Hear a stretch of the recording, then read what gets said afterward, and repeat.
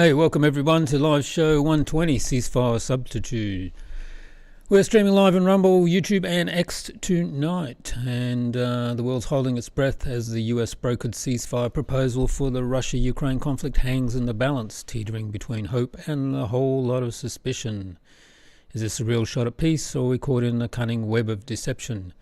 We're diving deep from Jeddah to Moscow, unpacking cautious optimism, Putin's ironclad conditions and accusations of subterfuge flying thicker than a snowstorm in Siberia. And we've got something special for you, exclusive translated videos from President Lukashenko's visit in Moscow this week, giving you raw insights straight from the heart of the action. We're bringing you the wildest stories from March 10th to 16th, eclipses, storms, wars, bans and bold plans for Mars, all backed up with videos to light it up. Quick heads up, we've pulled live shows 96 to 118 from the channel. Why? Racist anti-Semitic content in those episodes by people on the shows that was tanking our reach and monetization and scaring off past and future guests who didn't want to be tied to that mess. Rumble lets you speak free, but that stuff was dragging us down, so we've axed those shows to clean the slate and move forward strong. And if you're with us, smash that thumbs up, share the video across your social media, and if you haven't yet, hit and subscribe so you never miss when we've dropped new videos or go live. Also, I'll read out some comments in tonight's show and on Rumble, and let's get into it.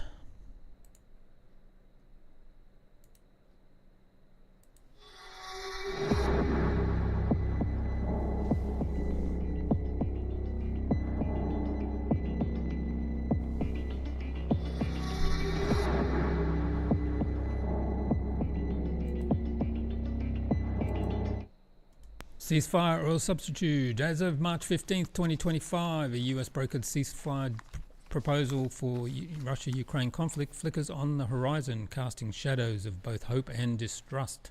Emerging from the talks in Jeddah, Saudi Arabia earlier this week, the plan has come cautiously accepted from Ukraine, a flurry of conditions from Russia, and a determined push from Washington. Yet, beneath the diplomatic overtures lies a deeper question. Is this a genuine path to peace or a cunning ploy dressed as a compromise? Moscow's wariness, forged in the history of broken Western promises, looms large over the proceedings. The ceasefire took shape on March 11th in Jeddah, where US and Ukrainian officials hammered out a proposal for an immediate interim 30-day truce. Ukraine has agreed, provided Russia complies, while the US has resumed military aid and intelligence sharing with Kiev to bolster its hands. The plan prioritizes humanitarian relief, prisoner exchanges, the release of civilian detainees, and the return of Ukrainian children, but sidesteps thornier issues like sanctions relief or Ukraine's long-term security, leaving Moscow's demands in open question. President Donald Trump has seized the initiative, framing it as a chance to end this horrible, bloody war. On March 14th, he expressed the hope that Russia would do the right thing, hinting at a looming call with Vladimir Putin. Some very good calls today with Russia and with Ukraine. They've agreed for a ceasefire if we can get it with Russia, and it's not easy.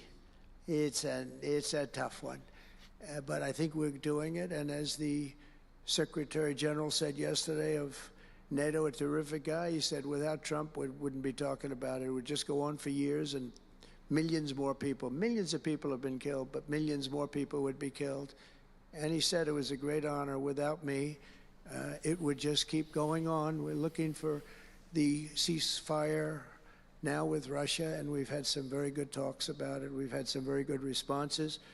US Secretary of State Marco Rubio has hailed the proposal as a step towards enduring and sustainable peace, while National Security Advisor Mike Waltz gears up for talks with his Russian counterpart. Recognize this is a difficult and complex situation. It will not be easy, it will not be simple, but we certainly feel like we're at least some steps closer to ending this war and bringing peace, but it's still a long journey.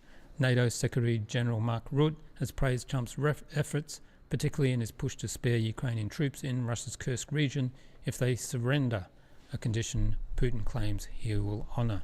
And Rutte has also said that Ukraine will never join NATO. We are meticulously observing and have attended the meeting of the representative with Ukraine on March 11th in the GD, and we have thoroughly read the statement adopted as a result of the meeting, which incorporates various ideas. As of now, no official appeals are present. We have not been contacted in this regard. For our part, we will be ready to discuss the initiatives proposed there during future engagements by the American side. Additionally, I can affirm that such engagements are feasible today. So, Putin's conditions and Moscow's meeting. Russia's response has been a study in calculated ambiguity. On March 13th, Putin addressed the proposal alongside Belarusian Alexander Lukashenko, the president of Belarus, calling the idea correct but piling on caveats. A truce, he argued, must tackle the conflict's root causes, Moscow's shorthand for its SMO justification, and including a system of control and verification to prevent Ukraine from rearming, reinforcing its military, or prolonging the war. He pointed to Kiev's incursion into Kursk last year, questioning the fate of encircled Ukrainian troops and hinting at demands for their withdrawal. And in this situation, I think the Ukrainian side might well want to achieve at least 30 days of ceasefire. And we're in favor of that, but there are nuances though. Number one is what we're going to do with this sector of breached state border. If we stop the hostilities for 30 days, what it's going to mean? Will that mean that everybody there is going to retreat without fighting? Are we going to have to let them go after all the atrocities they have perpetrated against civilians? Or the Ukrainian leadership will command them to lower their weapons, drop their weapons and just surrender? How is it going to look? That's still unclear. And what about other issues along the entire contact line, which is almost 2,000 kilometers? And as you know, Russian troops have been advancing almost all along the contact line. And there already conditions are favorable for us to surround and encircle whole military units. How are they going to use those 30 days? Is the ceasefire going to be used to continue forced mobilization, to continue rearming, to continue supplies of weaponry, to allow military units to regroup? But if nothing like this is done, then the question is bound to arise. How is control and verification is going to go? How are we guaranteed that nothing like that ever repeats? How is it going to be controlled? I really hope common sense tells everyone how it's going to look like, what it's going to look like.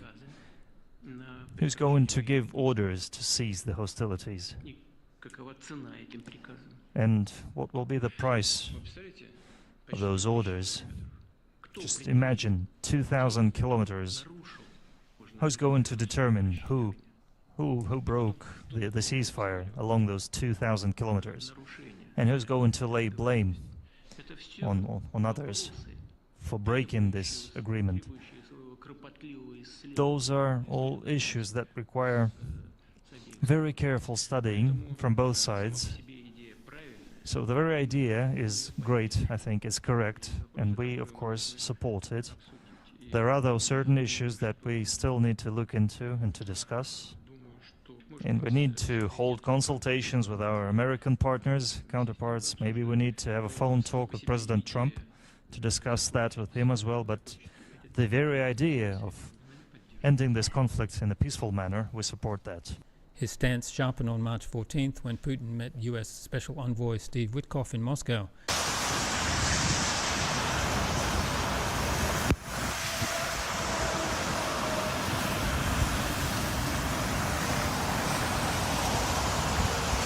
Kremlin spokesman Peskov confirmed Witkoff delivered a message from Washington about the ceasefire talks, only for Putin to send him back with a reply.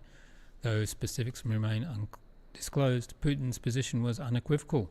Any cessation of hostilities must guarantee no Western arms shipments to Ukraine, no forced mobilization, and no rearming during the pause. Without the assurances, Russia sees no deal, only a trap. Moscow's skepticism runs deep, rooted in decades of Western duplicity.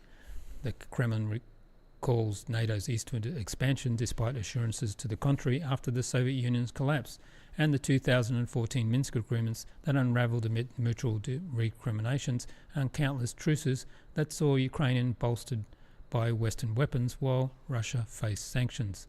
The West has broken every deal we've made, a senior Russian official reportedly told TASS last week, reflecting a belief that temporary ceasefires are merely a ruse for NATO to regroup its proxies.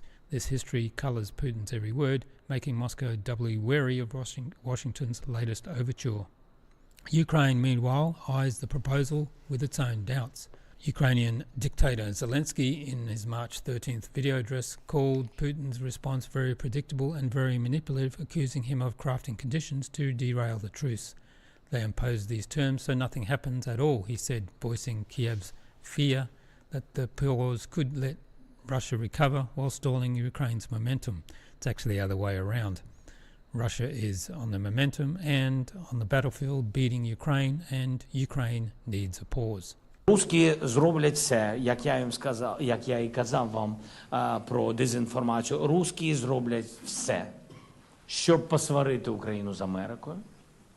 Я вважаю, що сама зустріч Саудівської Аравії розбиває плани Росії щодо повної ескалації відносин між Україною і Америкою.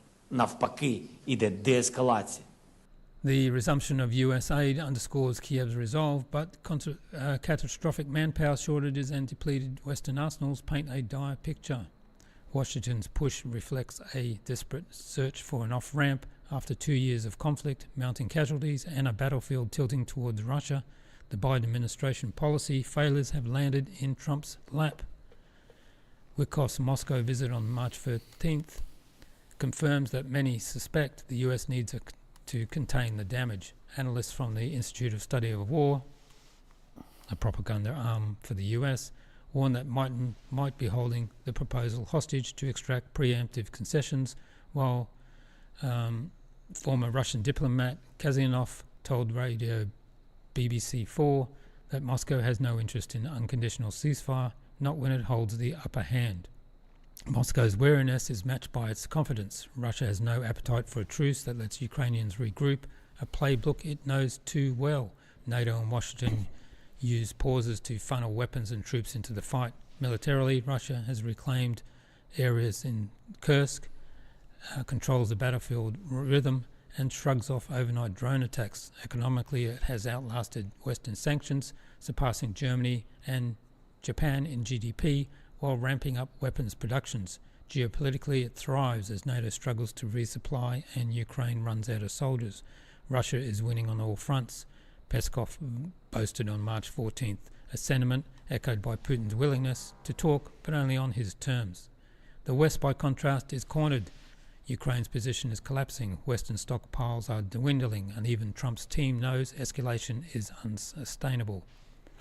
The ceasefire isn't a favour to Russia, it's a lifeline for Washington and Kiev, yet Moscow sees no reason to grant it without ironclad guarantees, viewing the US as a serial deal-breaker whose promises mean little.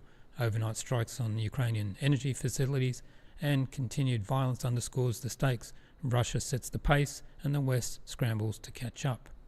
So, is this peace or deception?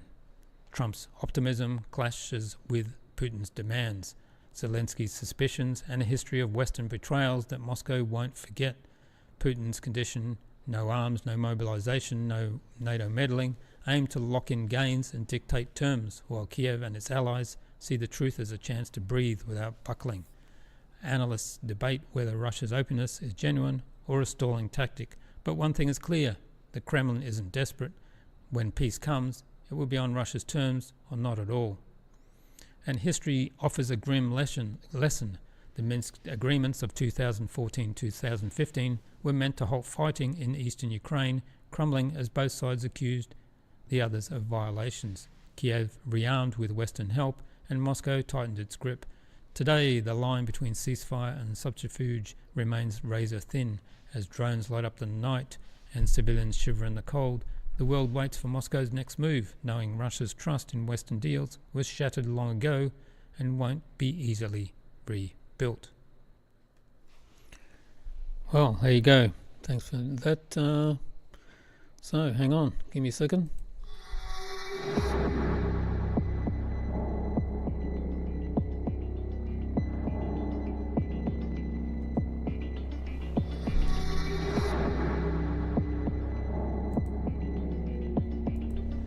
And what of the EU and the UK? I've just made this little video today. So let's watch this.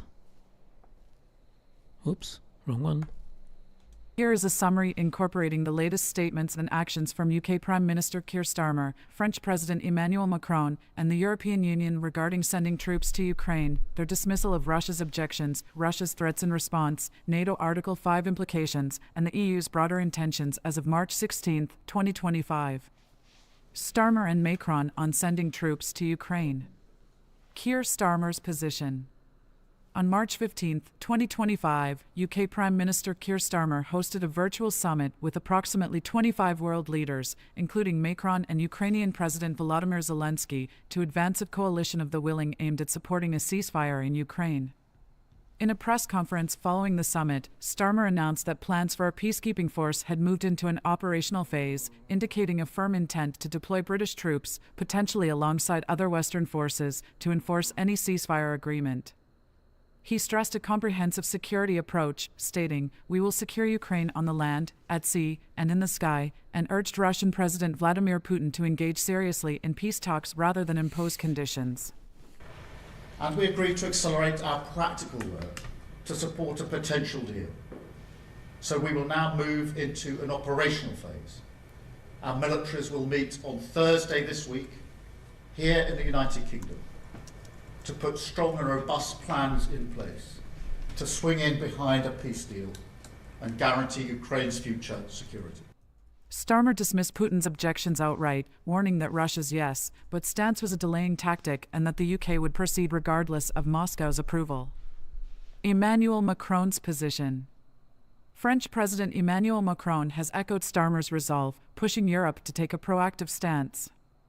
During the March 15 virtual summit, Macron accused Russia of lacking sincerity in seeking peace, claiming Putin was intensifying the conflict instead. Earlier, on March 5, Macron had told the French public in a televised address that Europe must prepare to defend Ukraine independently of U.S. support, proposing European troop deployments post-ceasefire to ensure its enforcement.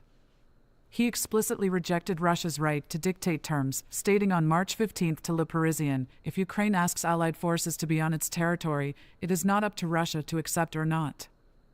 This reflects his view that Kiev's decisions, not Moscow's threats, will determine troop deployments. Joint stance ignoring Russia's wishes. Both Starmer and Macron have made it clear that Russia's objections will not halt their plans. Starmer's operational focus and Macron's assertion of Ukraine's sovereignty signal a unified Anglo-French position that sidelines Putin's demands, such as no NATO membership for Ukraine, no Western arms support, or territorial concessions. Their rhetoric frames the troop deployment as essential for a just and lasting peace, with Starmer citing Zelensky's unconditional ceasefire support as evidence of Ukraine's good faith, in stark contrast to Russia's conditional responses. The EU's position and intentions. EU statements. The European Union has voiced strong support for Ukraine and a readiness to act independently of U.S. backing amid shifting transatlantic dynamics. On March 6, European Commission President Ursula von der Leyen, ahead of an emergency EU defense summit in Brussels, called it a watershed moment for Europe and Ukraine as part of our European family. She emphasized the need to put Ukraine in the condition to protect itself and push for a lasting and just peace. During the summit, EU leaders, including von der Leyen and European Council President Antonio Costa, reaffirmed that any negotiations about Ukraine must include Kiev, rejecting Russia's unilateral terms. On March 15, it was reported that Macron stated that Europe could send troops without Russia's consent, aligning with broader EU sentiment. EU actions and goals. The EU is actively planning to bolster its defense capabilities and support Ukraine militarily.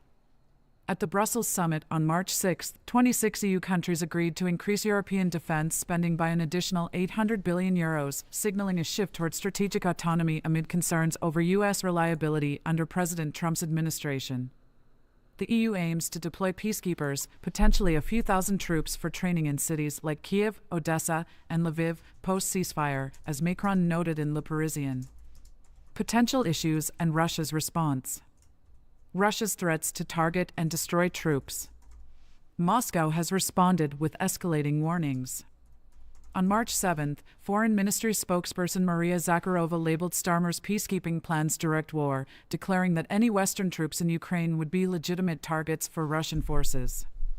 Foreign Minister Sergei Lavrov, on March 6th, called the Franco-British proposal unacceptable and warned of military consequences, while Dmitry Medvedev mocked it on social media, suggesting Russia would strike without hesitation. On March 13th, Russia recaptured Sudza in Kursk, bolstering its claim of battlefield dominance with a military now numbering 1.5 million active troops, expanded in 2024. Kremlin spokesman Dmitry Peskov reiterated on March 14th that Russia views European peacekeepers as NATO's direct involvement, promising a robust response. NATO Article 5 coverage concerns. A significant issue arises with NATO's Article 5 collective defense clause. Experts and Russian officials argue that UK and French troops deployed to Ukraine outside NATO territory would not automatically trigger Article 5 protection if attacked. On March 7th, The Washington Post quoted NATO officials expressing unease over Trump's wavering commitment to the alliance, with Vice President J.D. Vance dismissing European troops' deterrence value in Ukraine. Russia has capitalized on this, with Lavrov asserting on March 6 that such deployments would be seen as NATO's unveiled involvement in the war, potentially isolating UK and French forces without alliance backup. The UK's Telegraph reported on March 10 that British military planners privately acknowledged this vulnerability, noting that unilateral deployments could leave them exposed to Russian strikes without NATO retaliation. Additional risks. Beyond Russia's threats, logistical and political challenges loom. Hungary's Viktor Orban, a Trump ally, has opposed EU military plans, complicating consensus. Ukraine's weakening position, manpower shortages, and reliance on dwindling Western aid further risks a ceasefire collapse if Russia perceives Western troops as a provocation rather than a deterrent. Oh, there you go. What do you think? Let us know in the chat. WDMMac929 Gmail said they're hoping to involve the US through the NATO agreement. Get out of NATO, US. Yes, they're trying to drag the US into a war. Okay. Something different tonight. Now some news stories from March 10th to 16th. We've got eclipses, storms, wars, bans, and bold plans for Mars, plus videos to light it up. Let's roll. Okay, so the lunar eclipse wows the world host. Kicking off the night of the March 13th into the 14th gave us total lunar eclipse, a blood moon that had everyone staring skyward. The Firefly Aerospace Blue Ghost lander also nabbed a solar eclipse from the moon at the same time. You can see that online. The cosmic jackpot, the red hue Earth's atmosphere bending light and the lunar angle, was a rare treat. The next one's in 2026. I hope you caught it. Let's watch this bit of video.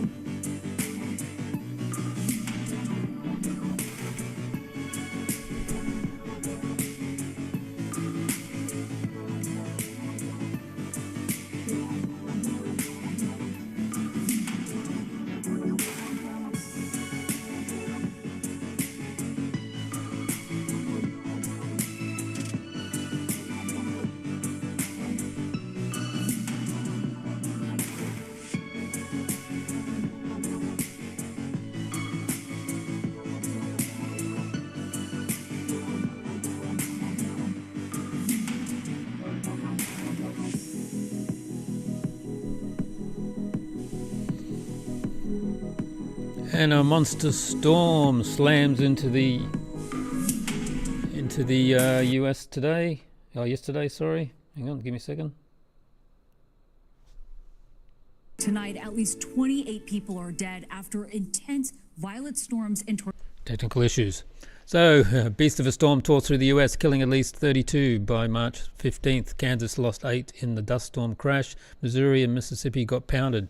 Nature's flexing hard. Climate gurus say this could be the future rough times for places like Bridgeton, Missouri. Let's have a watch this. 7 states. More than 130 million right now facing the threat of extreme weather from Texas to the Canadian border. Parts of the Midwest and Deep South have been hit hardest. This is Tylertown, Mississippi. Trees simply shredded, homes in ruins. In Missouri, this community west of St. Louis, a scene of widespread destruction. But the threat isn't over. Instead, it's intensifying with new thunderstorms firing up. CBS's Jason Allen is in the community of Villa Ridge, Missouri, and leads us off tonight. Jason, good evening. Good evening, Nancy. And there is a very clear path of damage through this community, probably a couple of 100 yards wide. Homes are destroyed, cars are crushed by trees, and the damage is escalating for millions across the overnight hours. Violent tornadoes spawned from an enormous storm system touched down in at least 7 states Friday night into Saturday. Oh my God! Near St. Louis, Missouri, the storms arrived in the dark, illuminated by lightning strikes. I had glass flying everywhere into my face and my arms and everything. Dan Lawnstrom took cover inside the cab of his tractor trailer in this community west of St. Louis. His truck slammed by another truck, pushed over by the high winds. He watched as the twister blew apart a nearby gas station and restaurant. And, there's tons of people up in the store that were just running around crying and screaming, and it was pretty scary. Families in a nearby neighborhood ran for their basements. Joy Asdu and her children came back upstairs to find the entire second floor of their home gone. I thought that we were going to die. My kids were crying. I was just trying to cover their heads. And Could you, when you're down in the basement? We couldn't see anything. We didn't know what was happening. The fast-moving storm caused blizzard conditions near Flagstaff, Arizona, resulting in this deadly 18-vehicle pileup. When the storm reached West Texas, it kicked up dust, leading to a deadly multi-vehicle crash. Winds sparked and then supercharged dozens of wildfires in several states. Homes burned to the ground in Texas and Oklahoma. The front side and the back side of this neighborhood totally burned, and just so thankful that we didn't have any fatalities here. In the northern plains, the storm is expected to drop up to a foot of snow. There were no deaths in this community, Nancy, but some of the people I talked to here had no insurance. Hey, and Armenia and Azerbaijan are set to sign a historic peace agreement in the Caucasus. Armenia and Azerbaijan are prepping a historic peace deal, slated for signing as soon as March 14th talks. But Armenia's PM made a fatal call going pro-EU, aping Ukraine's playbook. Now some say it's steering Armenia towards ruin. Peace could end in the decades of bloodshed, but Armenia's EU pivot's a head-scratcher. Ukraine's a smoking crater after cozying up to Brussels. Russia's not shy about crushing meddlers. If Armenia keeps this up, it's begging for destruction. Azerbaijan is sitting pretty either way. It's an agreement to an agreement. Officials in Yerevan and Baku announced on Thursday they had agreed to a text of a peace deal to end more than 3 decades of conflict between Armenia and Azerbaijan. At the moment, the existing content of the agreement can be considered a compromise option that may be acceptable. In our current circumstances, it is acceptable for the Republic of Armenia.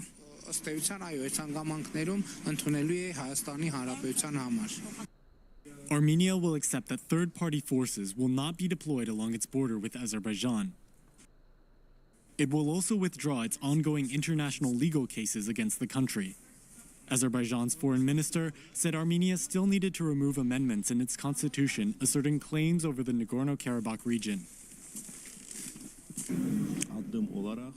Azerbaijan expects that Armenia will amend its constitution and other legal frameworks to remove any remaining claims against Azerbaijan's territorial integrity and sovereignty. This is a prerequisite for the final signature. Azerbaijan and Armenia fought two major wars for control over the predominantly Armenian-populated region of Nagorno-Karabakh. The first war erupted as the Soviet Union fell, and the second was fought in 2020. Thousands were killed on both sides. In 2023, Azerbaijan seized the whole of the Nagorno-Karabakh region by force, prompting 100,000 ethnic Armenians to flee. Some Armenian critics denounced the offensive as an ethnic cleansing. And Romania bans another presidential candidate host. In Romania, the Electoral Commission's swinging the ban hammer again. Diana Ivanovici Sokora, butchered that, already axed in 2024 for pro-Russian views, got barred from the May rerun on March 13th. Days earlier, they re-banned frontrunner Carlin Georgescu, sparking outrage. Romania's democracy looks shaky. She's a fiery nationalist, loves Russia, hates the EU, and Georgescu's pro-Russian vibes had him leading the polls. The Commission's crying foreign interference, but critics smell a stitch-up to keep NATO's puppets in power. Protests are brewing. Let's watch them.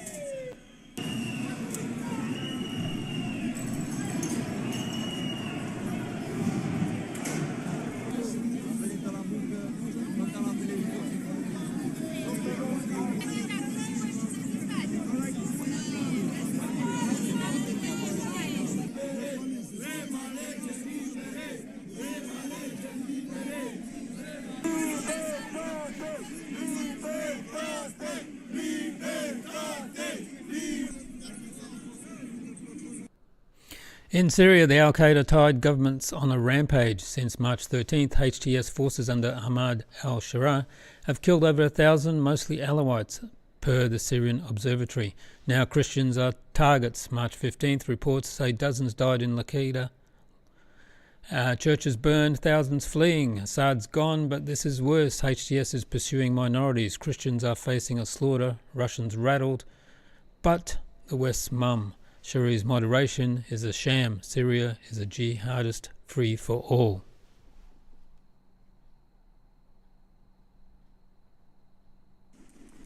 More than 1,000 people were killed as violent clashes erupted between Syrian security forces and loyalists of ousted longtime President Bashar al-Assad. The Syrian Observatory for Human Rights, a UK-based war monitor, added that the clashes marked one of the deadliest acts of violence in over a decade. Clashes erupted between Assad supporters and forces of the new interim Syrian government on Thursday in the country's western coastal regions. Assad enjoyed the support of Alawites for decades, who were predominantly based in the coastal areas in cities like Latakia. On Friday, Sunni Muslim gunmen launched retaliatory revenge killings against members of Assad's minority Alawite sect. Hundreds were killed as gunmen reportedly opened indiscriminate fire at homes in Alawite regions, looted and set them ablaze. The incident marks a major blow to the Hayat Tahrir al-Sham group, who toppled Assad in early December in a surprise rebellion.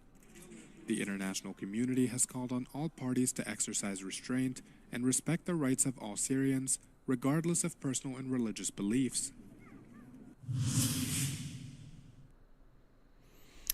In Serbia, pro-Western protests push Russia-friendly government. In Serbia, Belgrade's burning up since March 12th. Thousands of EU flags are protesting to topple Vucic's Russia-friendly regime. Clashes hit March 13th with tear gas flying. Classic Western meddling. Vucic's Moscow ties, think gas and guns make him a target. US and EU cash is likely juicing the democracy riots. If they win, Russia loses a friend. If not, Vucic digs in.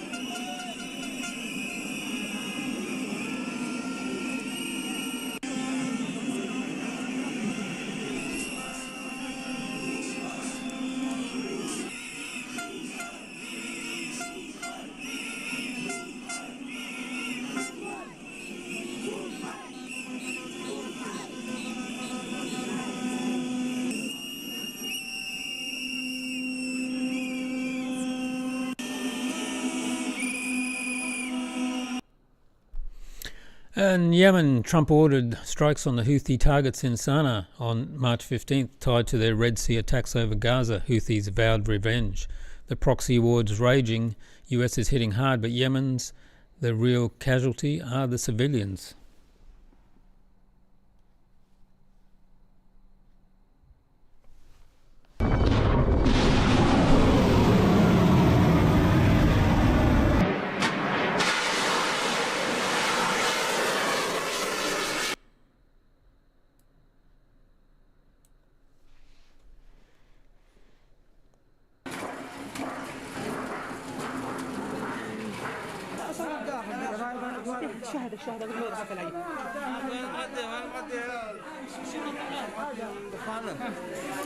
Tamam.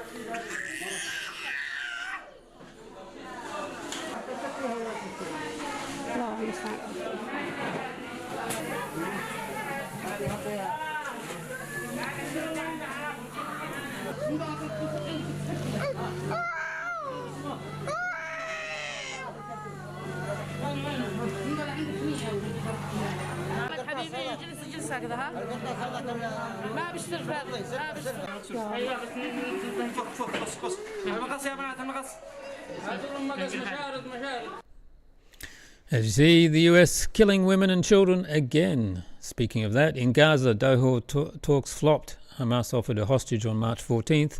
An Israeli called it a trick. Strikes killed 5 on March 15th. The blockades crushing Gaza and peace is nowhere. The UN genocide jab on March 15th just fuels the fire.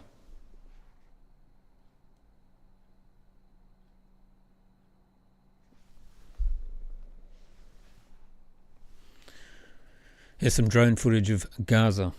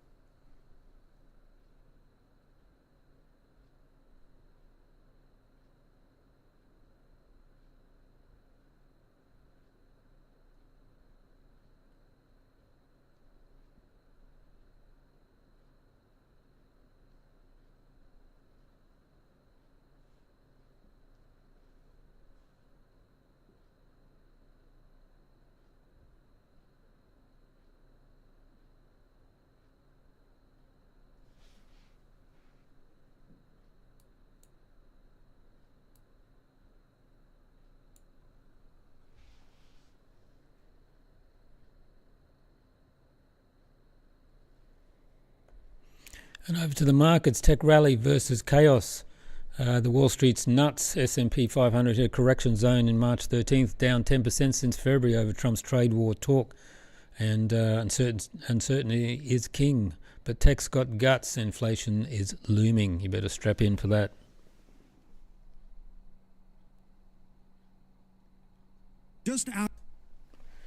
And the US government shutdown in DC, a shutdown scare ended March 14th. The Senate passed a GOP stopgap, 54 to 46. Schumer took flack, but it stuck, the 6-month patch. But the divide's deep. Trump posse might gut it later. Let's watch. Set to partially shut down, the Senate approved a bill that will pay the bills for another 6 months.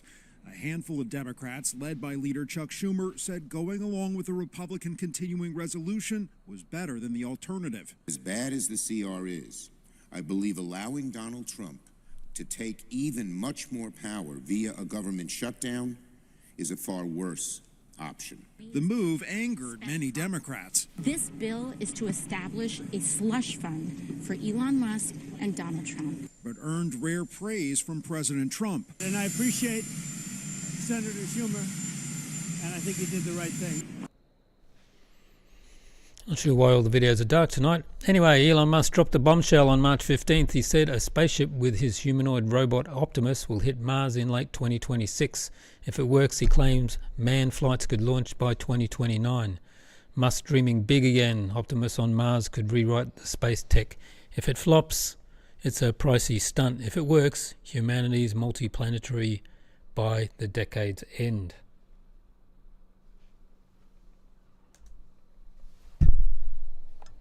Elon Musk has done it again. In a groundbreaking announcement, he revealed that SpaceX's first Starship flights to Mars will include Tesla's Optimus humanoid robots. This is a massive step, not just for space exploration, but also for artificial intelligence and robotics. The idea of AI-powered humanoid robots helping to set up the first Martian colony sounds like something out of science fiction, but it is now a reality in the making. Musk made this revelation during the unveiling of Grok 3, where he stated, "If all goes well, SpaceX will send Starship rockets to Mars with Optimus robots and Grok." This statement immediately sent shockwaves across the tech and space communities. You've got to see this. When are we going to install Grok on a rocket? Well, I suppose in 2 years. 2 years. Everything is 2 years away. Well, Earth and Mars transit occurs every 26 months. We're currently in a transit window approximately. The next one would be November of next year, roughly end of next year. If all goes well, SpaceX will send Starship rockets to Mars, and with Optimus robots and Grok. The implications are enormous. While NASA is focusing on returning humans to the moon after half a century, Musk is pushing forward with his dream of making humans a multi-planetary species. The Starship vehicle, currently in its testing and development phase, is central to this vision. It's designed to carry massive payloads, land intact on Mars, and eventually bring people to the Red Planet. However, sending humans to Mars is not something that can happen overnight. There are countless challenges, from radiation exposure to resource limitations. This is where Optimus comes in. The Optimus robots will be among the first travelers to Mars, tasked with setting up infrastructure before humans arrive. Imagine an AI workforce preparing habitats, constructing landing pads, and even performing scientific research. This is the beginning of an era where AI and robotics will fundamentally transform space travel. Gwynne Shotwell, the president and COO of SpaceX, has also made bold predictions about Starship's future. She stated at the Barron Investment Conference in New York that she wouldn't be surprised if SpaceX flies 400 Starship launches in the next 4 years. This aggressive launch schedule is crucial if SpaceX wants to make Musk's timeline a reality. Musk has set an ambitious target. The first Starships will head to Mars in 2 years, in 2026, when the next Earth-Mars transfer window opens. These initial flights will not carry humans, but will serve as crucial tests to ensure safe landings on Martian soil. He has long talked about building a self-sustaining city on Mars within the next 2 decades. The idea is to create a backup civilization, an insurance policy for humanity in case something catastrophic happens on Earth. And now, with AI and humanoid robots entering the picture, the feasibility of this grand vision is looking more realistic than ever. Like habitat construction, assembling solar panels for energy, and potentially even mining ice for water. SpaceX needs to establish a sustainable ecosystem for human survival, and AI-powered robots could significantly speed up this process. Unlike humans, Optimus doesn't require oxygen, food, or rest. It can operate 24/7 in the harsh Martian environment, making it the perfect candidate for early settlement tasks. One of the biggest challenges of Mars colonization is setting up life-supporting infrastructure before humans arrive. Sending astronauts to Mars before there's a livable environment would be extremely risky. SpaceX has to ensure that everything is in place, from radiation shielding to reliable energy sources. And since Optimus is built to operate autonomously with advanced AI, it can navigate and interact with its surroundings intelligently.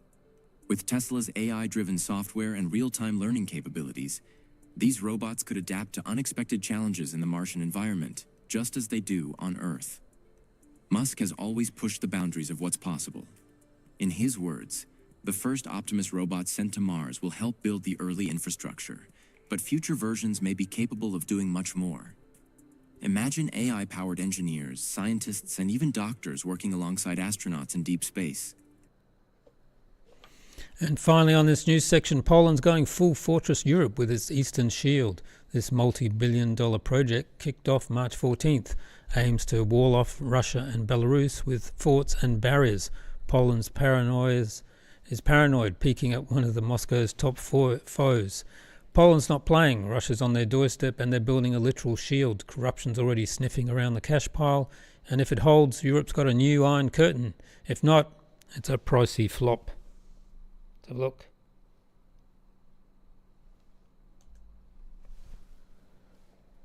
Poland has announced building work is to begin on a frontier wall along its border with Belarus.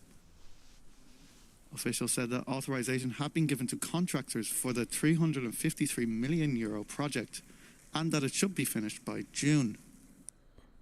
The 5.5 metre high wall will protect 186 kilometres of the 480 kilometre long border.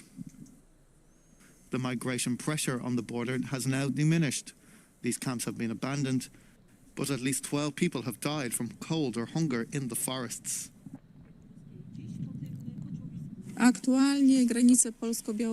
Currently, it's smaller groups from a few individuals to about 30 people who try to cross the Polish-Belarusian border illegally. Last October, these groups numbered several hundred people.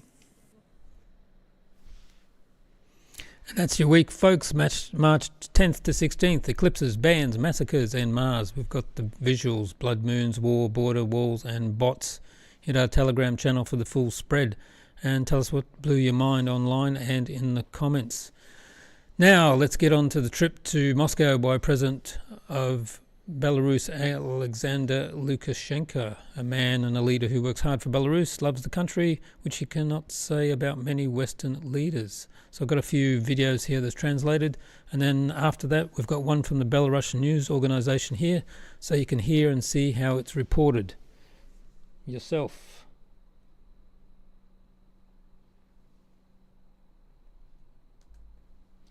This first one is Lukashenko talking about the collapse of the USSR, so let's listen to him. I have already said today, and the experience of the Soviet Union has confirmed this, that only economically prosperous, strong states and alliances are considered. We will not be alone with each other, so the President of Russia and I agreed to defend our common fatherland together. Please understand this clearly.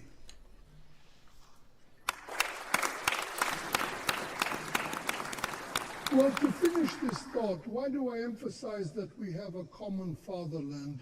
But this happened while many of you and I were witnesses. 15.5 independent states were formed on this common fatherland. You know about the reasons how this happened and so on, and Belarus has always been called the Soviet Republic itself. This all happened before my eyes, including Belovezhskaya Pusha, one deputy from the entire parliament who fought against the collapse of the Soviet Union. This is not always done. Then I said, when our gentlemen gathered in Belovezhskaya Pusha, my proposal to the State Security Committee was to immediately arrest and imprison everyone, well, maybe too young. Too bright or harsh, but I often go to those places and that's it, although I think in passing, and there was no need for anything at all, no need to arrest anyone. It was just necessary to fence off a small place there with barbed wire. They went to the bathhouse and drank there. Since, as our boys say, they would like to get a drink, let a few people and accompanying persons drink there, but don't miss anyone there. Turn off the communication so that Bush doesn't get called. And who did they call there? I don't remember anymore. It was ridiculously simple. It's just that you smile, but ridiculously simple. Well, in our law enforcement agencies, in the State Security Committee, there were no people who could protect our country. Nevertheless, the country fell apart. And we all think, but what to do? Everything is suitable. We will install it in Russia and Belarus. Here is the Union of Belarus, Russia, the Union State. Where is it? What did they do? When it will be? Listen, what do you want? When will it happen? When Russia becomes part of Belarus or vice versa, Belarus will become part of Russia. The guise of this are unlikely to happen anytime soon. And if we break through this open door in this regard, we will ruin everything we have done. We need to go calmly, It's worth step by step to implement something, as we are doing now. Remember, everyone shouted, let's have a single currency. Lukashenko here doesn't want what he doesn't want, remember, but I, Vladimir Vladimirovich, say, let's assign a specialist to the national banks and the central bank in our bank. Let them sit down and bring us a proposal in a few months. In no case did even pro-Gerashchenko talk about this, but then they took it, that we don't need this, is not the main thing. It doesn't need to be done. Well, with a lot of choices, Parliament will choose something else. Well, that's untrue. Well, since we understood it, how the Soviet Union lived and how we live now, with these cliches. You cannot approach today's situation. In no way did we miss a moment when it could have been done. Do you remember I said that I agitated State Duma deputies? Then we had Valentinovna's agreement. In my opinion, it was not an agreement. It was later ratified in Parliament with Putin. But there was an agreement during the time of Boris Nikolaevich. I was clearly based on referendums. Did our people say which way to go? I've been agitating the State Duma all the time. Boris Nikolaevich agreed, but you did not agree. Then you were afraid that some Lukashenko collective farmer, someone would come to power, grab Monomak's hat and take it away. And everything went, and Shubai's group and others fueled it all. Because the presidential administration, but we must give credit to Yeltsin, you firmly stood on allied relations. We argued about what we thought or didn't think, and we wasted time in life. A new generation has passed. And it must be said that the new generation is not even my children, but older children, okay? The youngest is still there. This third generation is new, living differently. Independent sovereign states, were you the initiators of the creation of these states? Before the war, he was shooting machine guns next to him and so on. Well, did we accept it? Already, in my opinion, my presidential years, we agreed that we would keep our ruble. Remember, I was promised the Soviet ruble, that Russia would not leave the ruble zone. What did you do? You left us with those rubles, leaving us nowhere to go. And many, many other things. I do not reproach you. I just ask you, when you start analyzing to reproach Belarusians, don't do it. We were very consistent, and I just want to emphasize once again that I had a mandate from the people. I addressed the people, boldly asked questions that were, well, it would seem very serious, when at our railway station and bus station they shouted like a suitcase. Why did Russia station evict all Russians? We had a period during Shushkevich's time, nationalism, as in Ukraine there was almost no such thing, and it was much less ears than there were, but they were.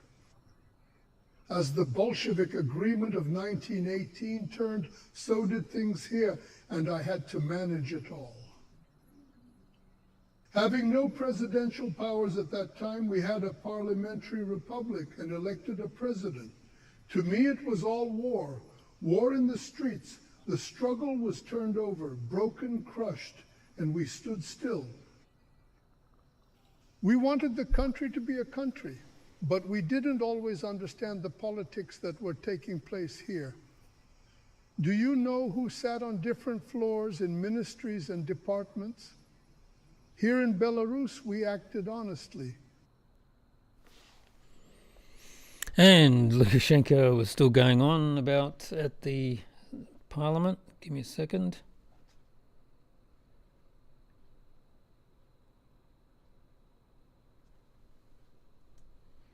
And here he is talking about Russia as a big brother.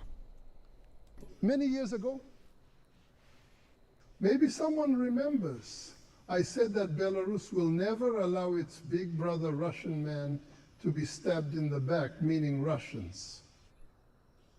We do not change this promise today by reliably defending and safeguarding our union. We're not drifting. Well, let's not drift to either side. Although, as I said, individual politicians, experts, journalists often allow themselves such accusations. Belarus has always pursued and pursues a multi-vector, or as we can say now, multipolar foreign policy. This is no different from Russia. This is understandable because of our geographical location. If we talk about Belarus and the openness of the economy, we have a strategic all-weather partnership with the People's Republic of China. We didn't hide it. We are interested in comprehensive cooperation with the CIS-SKO BRICS countries. We need to trade with the countries of Asia, Africa, Latin America. We want good relations with our neighbors. But our top priority has always been and will always be our special, closest brotherly relationship with you and Russia, and we talk about it openly all the time. And to any claims about our support, I always answer you, if we have to choose, we will always be on the side of our Russia. Belarus cannot be a friend. Russia will never be left alone. Also, Russia will not leave our Belarus this choice.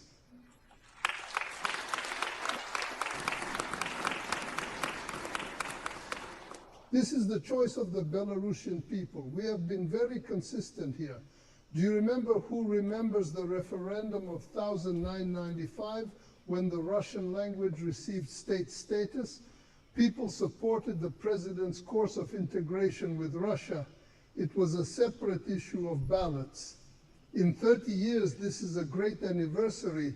Have we retreated at least one step from those historic decisions? No. Powerful starting conditions for Belarusian-Russian integration have created a solid foundation for its stability, ample opportunities for the development of military, economic, and political spheres. These include, in particular, the deep common history of our peoples, common landmarks, and similar national interests. You know, Belarus is located in the heart of Europe near Polotsk, the geographical center of Europe. You know very well how we were tormented, and always here and there. And not only Napoleon, the fascists, and others went around the country here and there, and nothing remained of the country. It happened to us, and apart from these major military events, we have always been at this juncture. But none of you will say that the most difficult times, even if we were conquered there by the Poles, we were not with the Russian people, not with the Russians.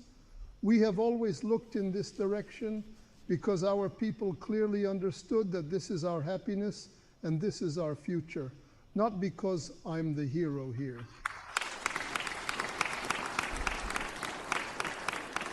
This is the opinion of our people, the age-old aspirations of our people. Oh, and Lukashenko also then said, sorry for the speech being so long. To conclude my speech, I apologize once more for talking at length, but I genuinely wanted to address you all. You are influential individuals whose opinions shape the masses. I wanted to express my gratitude for the interparliamentary cooperation, particularly between our upper chambers and the Senate, as well as the leadership of both our countries. And for some reason, I didn't mention Valentinovna again. Putin comments that we indeed have the most formidable agents here, led by Valentina Ivanovna. I'm telling you, Daniel, it's true.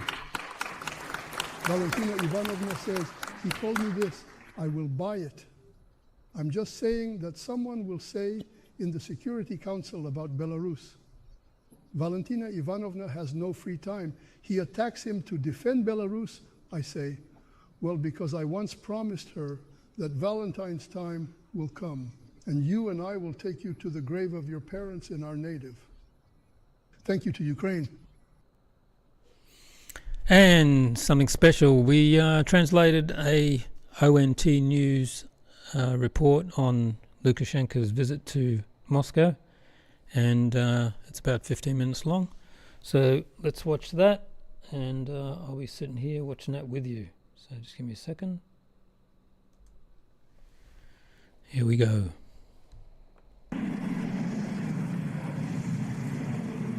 With the gloomy Moscow sky, like a flying ship, board number 1 floats somewhere above the clouds. At the same time, the special envoy of the American president flies to the Russian capital. But this is true. By the way, Alexander Lukashenko will be cheerful and elegant, which will immediately catch the eye, because he has recently flown home to Moscow. After the re-election, there will be an official visit with all the characteristics that define such a status. Accident President Big played without your arrival in the capital of the Russian Federation, many hero of Moscow built.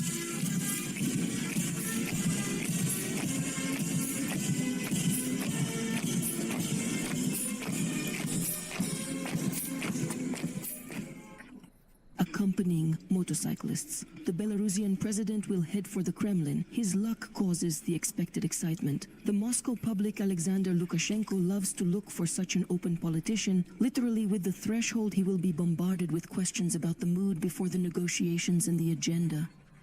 And what will happen today in the negotiations with Vladimir, and everything will be... What will you do? We postponed everything, discussing every matter. You can see that we haven't met for several months, particularly for 3 months, accumulating questions about Refnikov throughout that time. Ask. Here's the hazelnut job decision. It turned out that, apart from the missile, everything needs to be manufactured, and Belarus is doing it, so we are working on it. Today, we are actually completing the construction of several launchers that are intended for the river. Well, you will need missiles from your older brother. Journalists are primarily interested in the stance of the Belarusian president. Should Russia enter into an agreement with the Americans, and will it last for 30 days? Month for the rearmament of Ukraine. This is not a deception, and there won't be one, because we are fully aware. What we need, they know what we want. It's so strange. I was thinking about this 30-day truce that the Ukrainians and the Americans are demanding. There is nothing left for the Ukrainians. The Americans said 30 days. By the way, absolutely what I can say is that the Americans have no plan. There is absolutely no conflict in Ukraine. What are they doing? Well, maybe the common features are it's easier to stop the war there. What are they doing now? They are probing the soil. And what do these want? That these, we can click on these, you can click on these, you can't click on these, that, well, you can click on Russia. I don't think Ukrainians will agree with that. They think they have taken it, they will give it up, and they will have this trump card that Trump said, I advise you. Do not fall for Donald's tricks, because he is your man in this regard. He is media. He can make a statement in the morning, 1, 2 in the evening, and easily mislead. You will have contact with the Americans. Not yet. There is no back. I am not going to contact them, although I emphasize once again that we have always maintained contacts with them on a certain department. In this case, we have supported what to meet. We don't make any sense. For the Russian president, the period is not easy and very important, and therefore with his colleague and friend Lukashenko, he will certainly want to discuss this whole American-Ukrainian topic.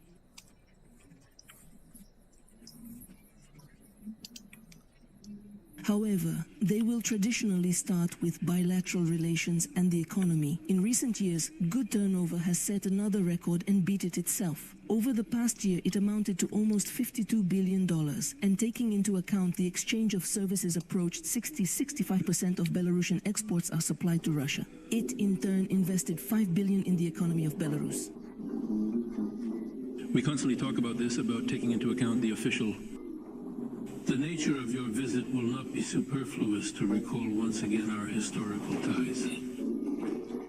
Today, a large number of people still refer to relations as kinship ties in such a way that they could serve as an example for relations between many other countries, both in the economic sphere and in the sphere of ensuring the security of states of our cooperation in the international arena. Everything is developing in our economy in the best possible way. a unique formation in the form of a union state which did not exist, for example, in history.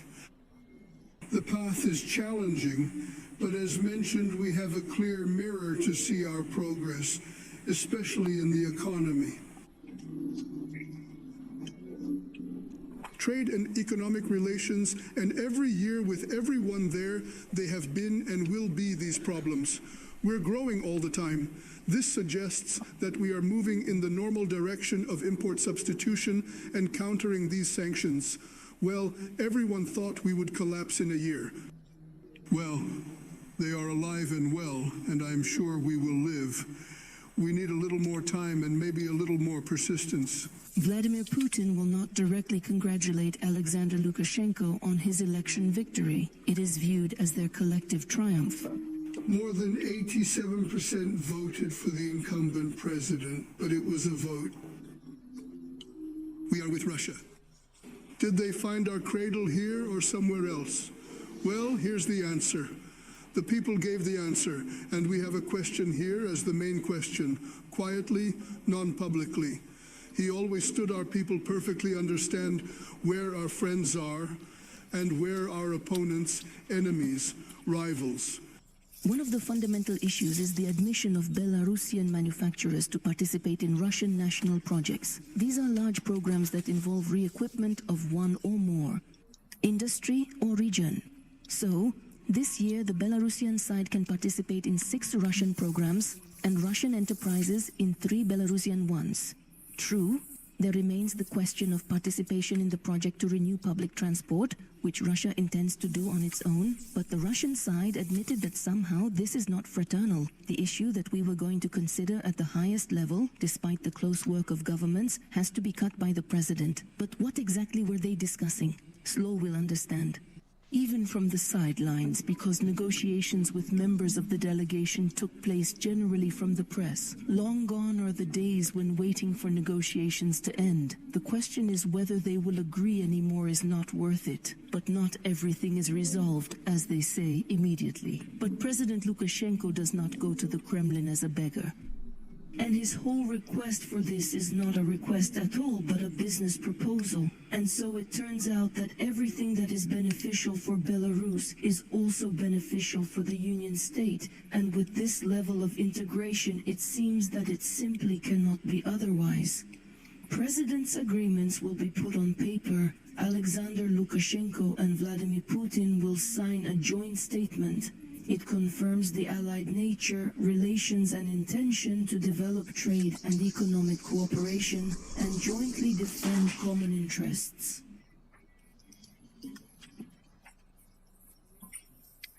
From that moment on, everything is in place, including the Treaty on Security Guarantees between Belarus and Russia, the same one concluded at the end of the year, according to which Russia will defend Belarus as itself, with all the arsenals of available means, is an impressive arsenal. However, being the western outpost of the Union State, Belarus itself does a lot to ensure common security.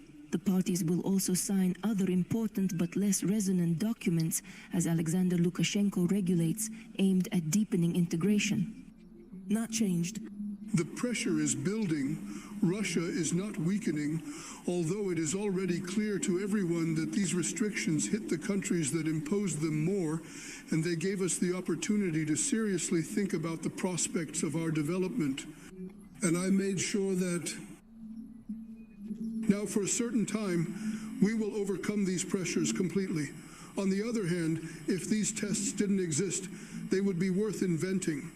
As we say, they made us think seriously about self-sufficiency. The importance of self-reliance in food security and technological sovereignty cannot be overstated. The president sees potential in the transport sector in further import substitution and national projects that have been deployed in Russia. Also artificial intelligence, drone production, biotechnology and microelectronics. In a word, aside, they no longer learn to produce nails, but master the ability to drive them. We are already thinking not only about restorative growth and import substitution, but also about advanced development. Some started doing things in separate areas. Belarus and Russia need a technological breakthrough in the name of the future of our countries and peoples. We have everything necessary for this. Alexander Lukashenko will emphasize that Belarus and Russia are at the forefront of the struggle for a just world order. Ukraine was also discussed. We don't really need to count on anything great. In this situation, we must believe the facts. We discuss the fact, accept it, do not understand it. This is the main thing of various kinds of statements. Promises are still statements, promises. We have not ignored this situation, and we also see some positive trends in the geopolitical situation, but they have not yet become global trends. But what guarantees does Minsk want, and is Moscow ready to make a deal with Kiev and Washington? Without diminishing the importance of cooperation between Belarus and Russia, journalists are talking about exactly these questions. How do you assess Ukraine's readiness to stop? Fire. We should start by expressing gratitude to U.S. President Trump for paying attention to the Ukraine settlement. We agree with the proposals. Call for ceasefire in hostilities. But we proceed from the premise that this termination should be such that would lead to long-term peace in itself is the right idea.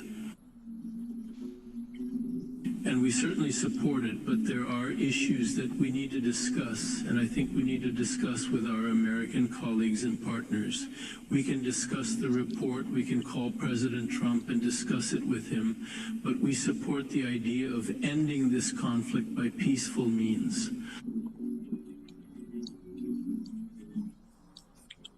Again, forgive the prophecy of the Russians.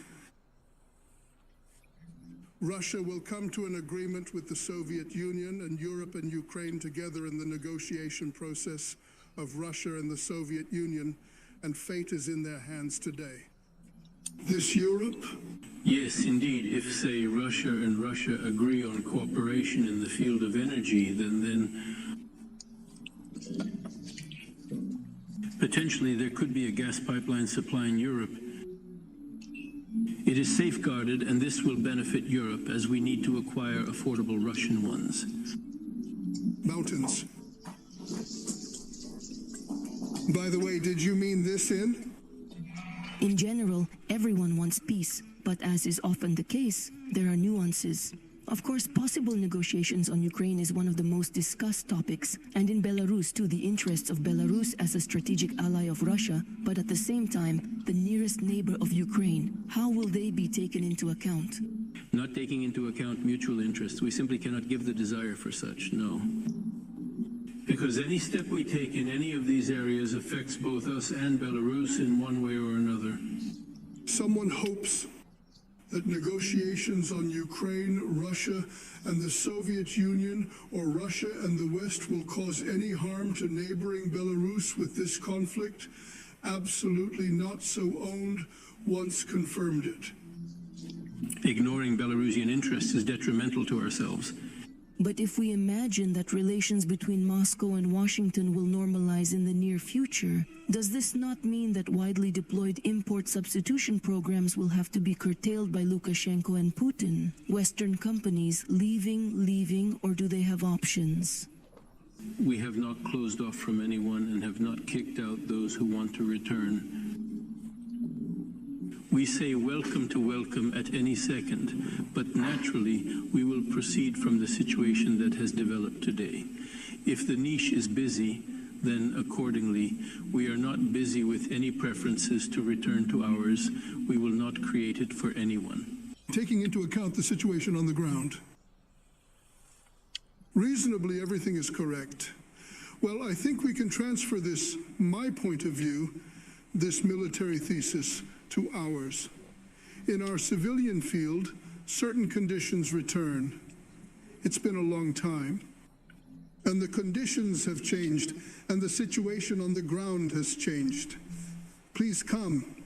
But, as Vladimir Vladimirovich said, we have learned a lot during this time, and we will draw appropriate conclusions from this, and I believe that we will be watching. You want it well? Come, we need you here. If If not, then no. If yes, let's consider better B.